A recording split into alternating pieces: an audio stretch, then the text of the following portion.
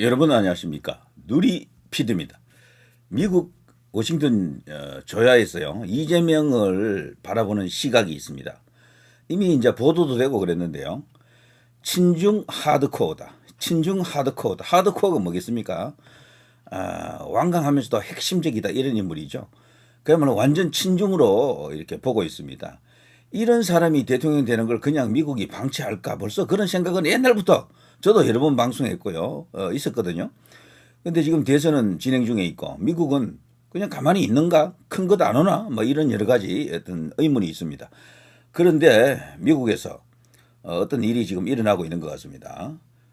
일단 요걸 먼저 보고 들어갈까요? 주한 미군 사령관 이런 발언을 했습니다. 한국 그리고 일본, 중국 사이 떠 있는 항공모함이다. 불침항모라는 얘기죠. 불침항모. 이 미국은 대아시아 특히 이제 대중공 관련 전략 중에요. 불침항모 전략을 뭐 여러 가지로 지금 구사하고 있죠. 필리핀, 뭐 오키나와, 뭐 괌, 뭐 대만 그리고 이제 한국, 일본도 그렇고요. 뭐 등등 해서 이 전부 불침 항모들 아닙니까? 미국 칠함대가 뭐 와도 좋지만 칠함대가 오지 않아도 이곳에 어마어마한 어떤 군사 전력이 있습니다. 자, 일단 헤드라인을 쭉 보시겠습니다. 육해 공군 해병대 예비역 장성단 김문수 후보 지지서는 미국 신문에 김문수 지지 광고 수사 의뢰 김 관련 없다.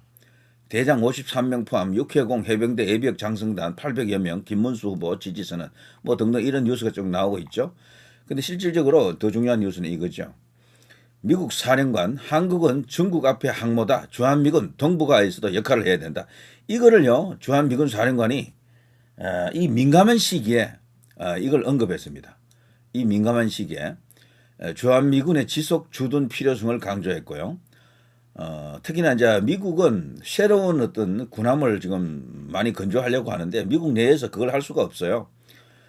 이걸 할 수 있는 나라가 한국과 중국밖에 없다 그러죠 지금은. 이걸 이제 중국에 맡길 수는 없잖아요. 그야말로 이제 적대적인 관계인데요. 안보 이슈에 있어서는 중국은 미국의 주적입니다. 자, 그런데 한화 오션 미국 해군 수송함 정비 이제 거론했고요. 한국의 생산 정비 역량 크게 도움될 것이다. 이미 이거는 트럼프 대통령이 윤석열 대통령과 통화를 하면서 언급을 한 적이 있죠. 한국이 크게 도와줄 일이 있다. 바로 조선이다. 미국은 지금 앞으로요 어마어마하게 많은 군함 건조 작업이 있습니다. 거기에 이제 핵심적으로 계약을 체결할 수 있는 나라가 대한민국 말고는 없는 것 같아요 지금.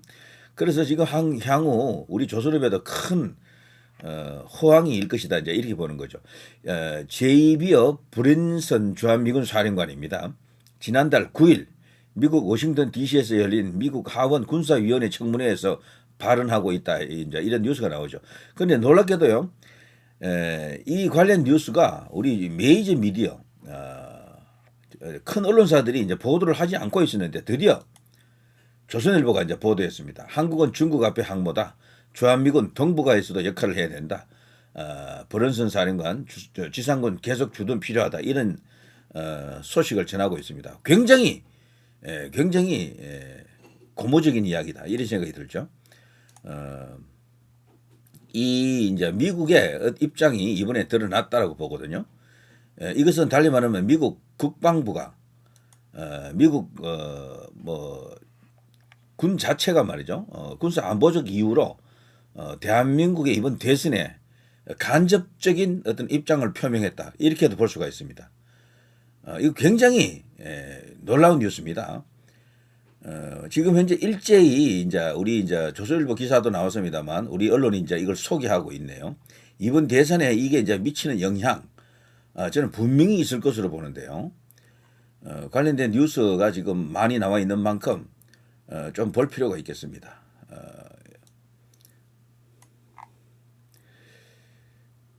자, 브런슨 사령관은 하와이에서 열린 미국 육군협회 태평양 지상군 심포지엄에서 광활한 인도 태평양 지역에서의 군사작전을 어렵게 하는 거리의 횡포라고 했습니다. 타이러니 오브 디스턴스 이렇게 하네요. 극복하는 데 있어서 한국에 주둔한 미군이 큰 역할을 한다 이렇게 말했고요. 한국의 지정학적 위치가 전략적으로 매우 중요하다. 한국이 베이징과 가장 가까운 동맹의 존재이자 일본과 중국 본토 사이에 떠 있는 섬이나 고정된 항공모함 같다. 그리고 불침 항모다 이런 말을 했고요. 한국에 주둔하는 미군은 북한, 러시아, 중국 지도부의 셈법을 바꾸고 비용을 부과하며 어느 충돌에서든 우리나라의 가장 고위급 지도자들에게 선택지를 제공한다. 이런 식으로 전략적 효용성을, 전략적 중요성을 언급했습니다. 자, 그러면서 주한미군은 북한을 격퇴하는 것에만 초점을 맞추지 않는다. 우리는 더 큰 인도태평양 전략의 작은 부분으로서 영내 작전 활동과 투자에도 초점을 맞추고 있다. 여기서 말하는 북한을 격퇴하는 것에만 초점을 맞추지 않는다. 우리는 더 큰이라고 할 때요. 여기서 말하는 더 큰의 대상은 러시아보다는 중국을 말합니다. 중공을 말합니다. 자, 현지 주한미군 사령관이 주한미군의 역할 조정 등 전략적 유연성 필요성과 관련해 공개 표명한 것이고요. 특히나 이 대한민국이 지금 대선 국면 아닙니까? 이런 발언이 나왔다라는 데 있어서 굉장히 촉각을 곤두세우는 발언이 아닌가 이렇게 봅니다. 이 발언의 배경에는 미국 국방부 그리고 트럼프 대통령과도 연결되어 있다 이제 이렇게 보는 거죠. 자, 아무튼요, 미국이 주한미군의 활동 범위를 한반도로 국한하지 않고 중국의 대만 침공 등 동북아시아의 다양한 지정학적 위기에 투입하는 전략적 유연성을 추구할 것이라는 관측은 이미 트럼프 대통령 재선 성공 때부터 제기돼 왔었죠. 자, 이번에 말이죠, 미국이 해군력 증강 그리고 또 많은 어떤 그 군함을 이렇게 교체를 해야 됩니다. 그 과정에서 대한민국이 지금 주목을 받고 있는데요. 한화 오션이 최근 미국 해군 함정 정비를 끝냈는데 새 것일 때보다 더 나아 보였다라면서 한국의 생산 제조 시설과 유지, 보수 정비 역량이 미군이 인도 태평양 지역에서 활동하는 데 크게 도움이 될 것 같다. 그리고요, 북한이 러시아의 병력을 파견한 대가로 기술 지원을 받는 게 우려된다면서 북한은 우리가 그들이 하지 못할 것이라고 예상했던 방식으로 그들의 무기 프로그램 일부를 발전시키고 있다. 이런 고급 정보도 언급했습니다. 그리고 나는 북한이 자기들이 가진 핵무기를 현재 가진 항공수단에 탑재하는 방법을 배울지에 대해 우려하고 있다. 북한은 러시아와의 협력이 없었다면 수년이 걸렸을 도약을 지금 하고 있다. 그래서 어쨌거나 우크라이나에 파병한 그 대가로 북한이 상당히 군사적 업그레이드를 하고 있다. 진전을 이루고 있다. 이것을 주한미 사령관이 언급을 해주고 있습니다. 또요, 한미일 3자 군사훈련에 대해서는 한미일 협력은 관행적으로 해왔다. 앞으로도 계속되어야 한다. 그것을 막는 장애물을 치워야 한다.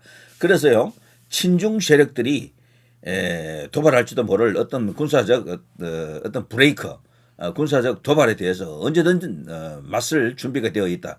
이런 암시를 주고 있습니다. 그러면서 이 사령관은요, 나는 우리가 한반도에 데려올 수 있는 모든 파트너가 와서 훈련하기를 원한다. 그야말로 북한과 중국이 지금 뜨끔할 그런 발언까지 했네요.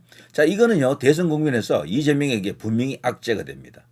그리고 현재 이제 김문수 후보로 대표되는 이제 이 진영에서 애국 우파 자유보수 친미 한미 동맹파들이죠. 이들의 입지를 더욱더 강화해주는 그런 느낌으로 다가옵니다.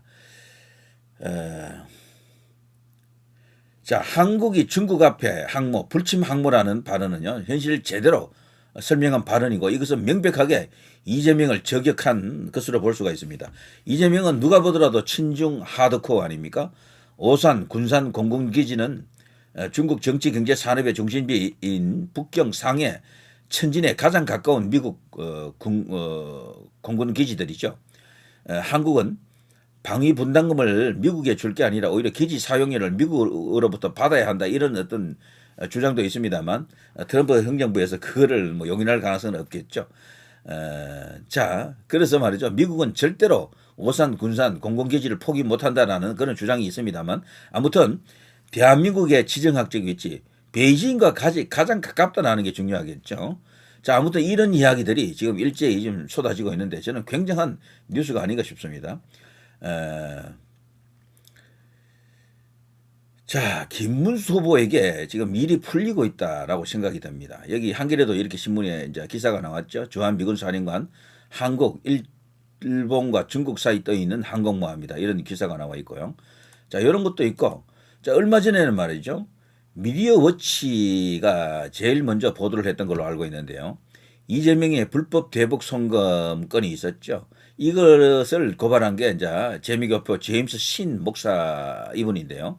이게 이재명의 이제 대북 이제 불법 송금 800만 달러 그겁니다. 이것 때문에 미국에서 이재명이 설사 이번에 당선된다 하더라도 엄중한 조치를 취할 것이다 이런 말이 많습니다. 쌍방울 대북 송금 사건이 이게 전체적으로 드러나 있는 게 일부분만 지금 드러나 있죠. 이런 것들이 전부 이재명을 옥죄는, 이재명이 대통령 되면은 어떤 일이 벌어질 것인가, 대한민국에 굉장히 암적 요소로 작용하고 있다. 한미 동맹에 큰 어떤 균열이 올 수도 있다.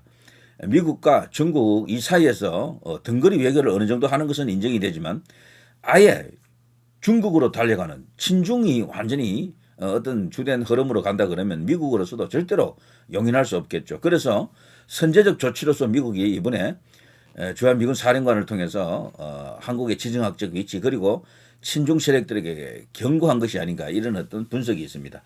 그리고 이거 재미교포 이제 이분 신 목사라는 분 말이죠. 이분이 제임스 신 목사 이분이 고발을 한 이 사건 이거는 어느 정도 시간이 걸리겠죠. 분명히 이재명에게 또다시 큰 압박이 될 것이다.